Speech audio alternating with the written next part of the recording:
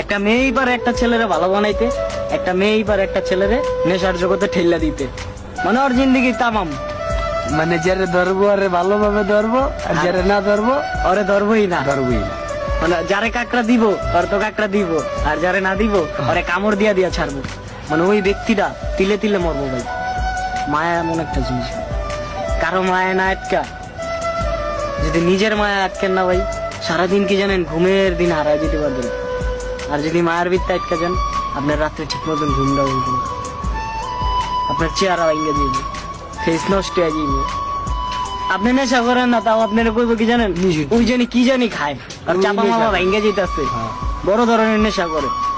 আসলে ভাই নেশা করে না, ওই ছেলেটা ঘুমাইতে পারে না প্রতিদিন রাত্রে, কিছু মায়ের কারণে। কারণ ওই যে মায়ের ভিতরে আটকা গেছে, সারা রাত কান্দে ছেলেটা। কি কারণে কান্দে? ওই যে মায়ার লগে আটকে গেছে গা, মায়ের লাগে আটকা গেছে। এই জন্যই বলে দুনিয়ার সবচেয়ে বড় খুনি মায়া।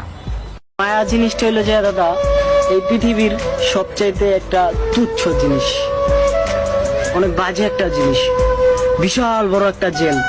যে জেলে একবার আটকা পড়লে কারো কোনো সাধ্য নাই, কোনো কোর্টের সাধ্য নাই যে ওই জেল থেকে আপনারা বাইর করবে।